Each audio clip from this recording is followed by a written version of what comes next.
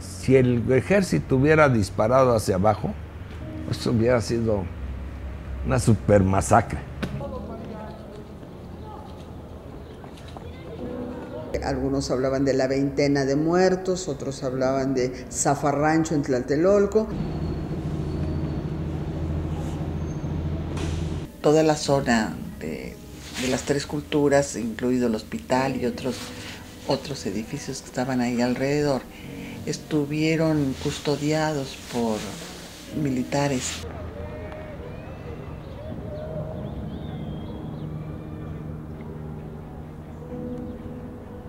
Hoy la Plaza de las Tres Culturas de Tlatelolco, ubicada en el corazón de la Ciudad de México, luce tranquila. La gente pasea, hace deporte, pero mira con recelo un memorial que nos recuerda que hace 46 años México vivió uno de los momentos más escalofriantes de su historia. A lo largo de los años hemos recordado esta fecha, se ha expresado que el 2 de octubre no se olvida y cada año se marcha, se exige y se recuerda con tristeza esta fecha.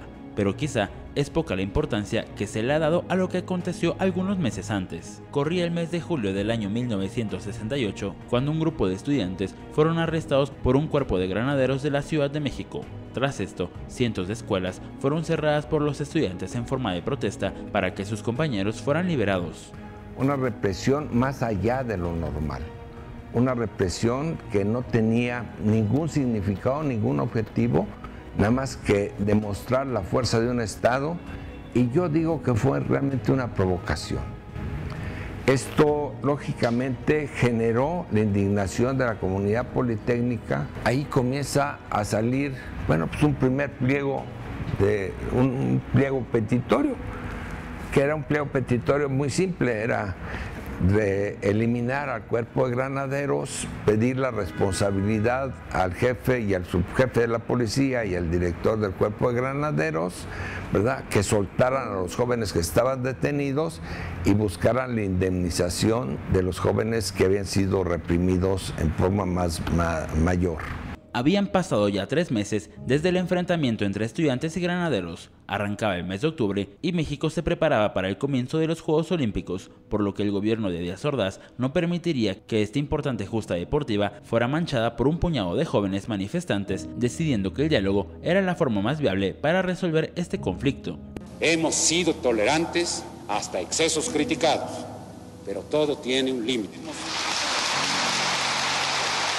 No podemos permitir ya que se siga quebrantando irremisiblemente el orden jurídico como a los ojos de todo mundo ha venido sucediendo. Y de pronto ya aparecieron 2 negociadores, Jorge de la Vega Domínguez y Andrés Caso Nombrado. 2 negociadores que por supuesto después fueron importantes funcionarios en el gobierno de Echeverría, ¿sí? Y bueno, pues de allí en esa negociación, yo no fui a esa negociación, no quise estar en esas cosas, ¿verdad? Pero acepté lo que se había dicho, ¿sí? Y fueron los negociadores y dijeron, bueno, vamos a negar una negociación. Ok, regresamos a clases, ¿sí? Para que esto se conociera, como estábamos ocupados en el caso del Politécnico La Normal, solicitamos que se nos diera el espacio y las garantías suficientes para que en Tlatelolco pudiéramos hacer el mitin, para informarle a la base estudiantil que se regresaba a clases. Y bueno, en eso se había quedado. Nosotros fuimos, por esa razón fuimos como borreguitos, por esa razón fuimos con tanta confianza. ¿Y qué fue lo que pasó? El gobierno nos traicionó, el gobierno nos reprimió, el gobierno nos mató, el gobierno nos correteó y el gobierno nos encarceló. Ese fue el último resultado. El miércoles 2 de octubre de 1968 se consumó uno de los actos de represión más cruentos de la época moderna de nuestro país. Las imágenes que ahora vemos en blanco y negro ese día fueron de color rojo, de un rojo amanecer que provocó un cambio en la forma de pensar y de actuar por parte de la sociedad y el gobierno. Fue violentísimo. Mira, yo estaba arriba en el tercer piso del edificio Chihuahua. El Payo Zuna era el que tenía el micrófono, Nosotros llegamos todos, vimos inclusive gente a mi idea rara, ¿verdad? Cuando subíamos, pues nadie les hizo caso. Pues, ya había una negociación, ya había un compromiso enfrente del rector y con los enviados del presidente de la República. Bueno, pues nosotros consideramos que eran gente seria, no sabíamos que eran unos traidores y asesinos. Si lo hemos sabido, pues se van al carajo, no lo hacemos, la verdad. Sí, éramos inocentes, pero no tan pendejos, que quede muy claro, ¿no? Entonces lo vimos, ¿no? Cuando de repente salen las luces de Bengala, que ahí inclusive se explica en ese documento de la Operación Galeana, que es un documento del propio ejército mexicano, ¿no? Cómo se genera, cómo se comienza y cómo comienzan los disparos y cómo comienzan las cosas y cómo de repente aparecen en el tercer piso gentes del guante blanco, ¿sí? Entonces cuando comienza a correr la gente desde atrás hacia adelante, hacia el edificio, pues el Payo Osuna se queda sin habla, yo le quito el micrófono y comienzo a decir que no corramos, porque entonces iba a ser una masacre en la misma corrida, ¿no? ¿Sí? Pero no habíamos visto todo lo que acontecía. Nada más cuando nos llegaron, nos atraparon, nos comenzaron a golpear y comenzaban a gritar, no disparen, somos el batallón Olimpia. ¿Sí? La verdad es que los disparos comenzaron desde muchos edificios del Tlatelolco hacia abajo, hacia la gente. Me decían mis compañeros que estuvieron trabajando ese día en el hospital, que tuvieron que dedicarse a bajar a las pacientes de sus camas y a los bebés, porque las balas iban de lado a lado en las ventanas y evitando que los fueran a lastimar, bajaron a todos los niños y empezaron a trabajar todos, pero arrastrándose en el piso para atender a los pacientes y que no hubiera mayor problema. Terminó el momento del tiroteo, de todo esto, y para ese momento ya una buena cantidad de jóvenes se había instalado en el hospital.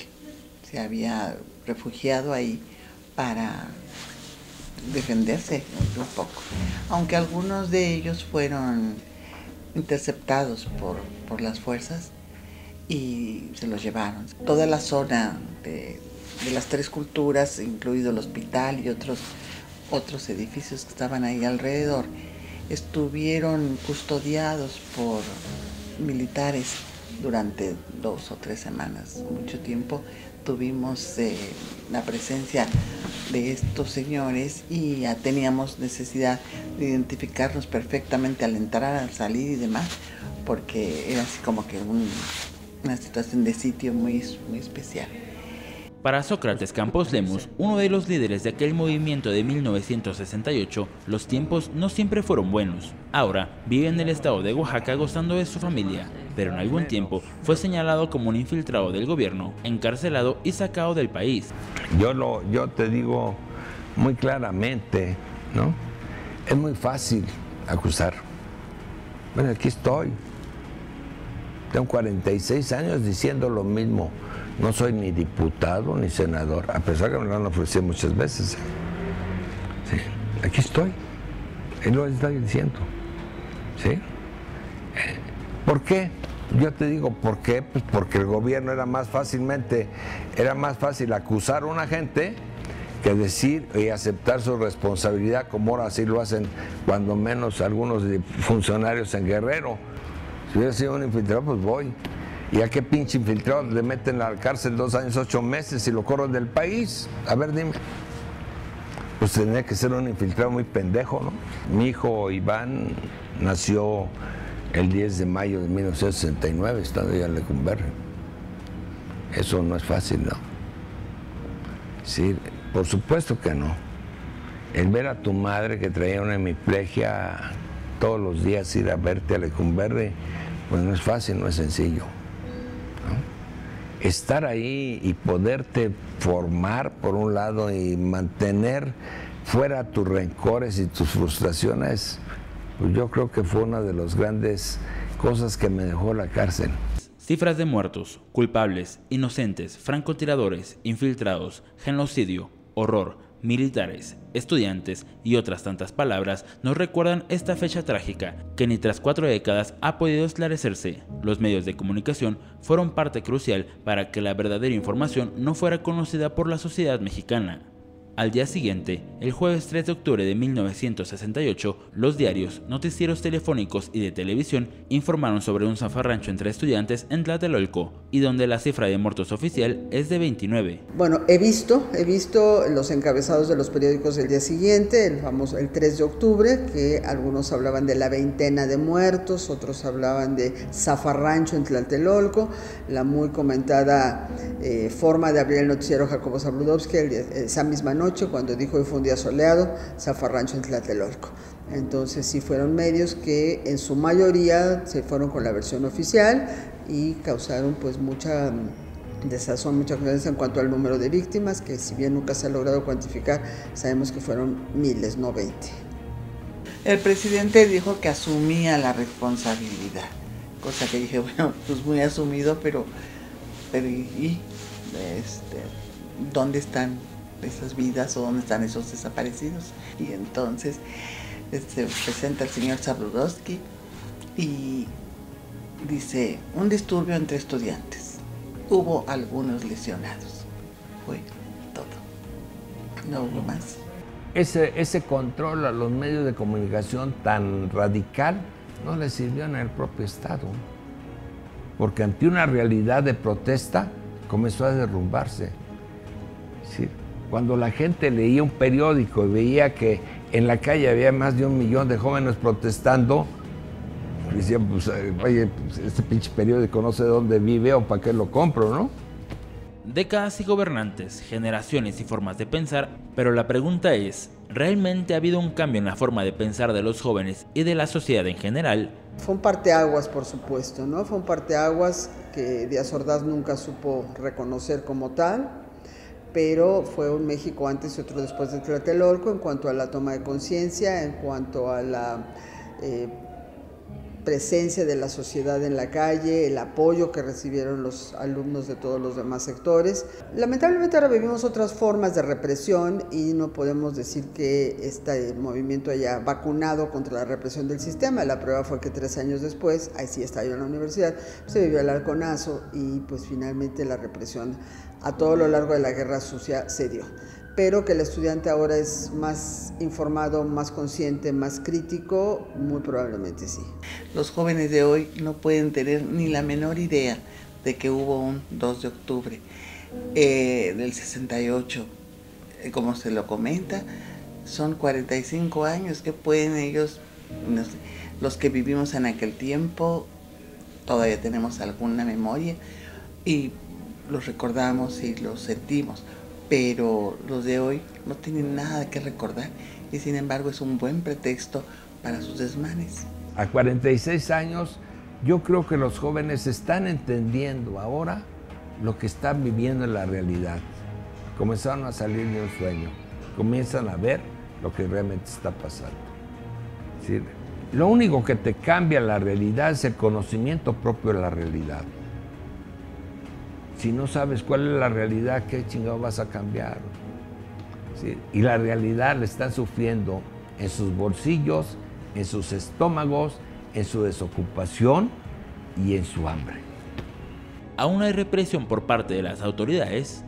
La masacre del 2 de octubre de 1968 marcó un parteaguas en la historia de nuestro país. Los muertos ahora son cifras y estadísticas de lo que dejó el gobierno de Gustavo Díaz Ordaz, un presidente que no se olvida y no se olvidará.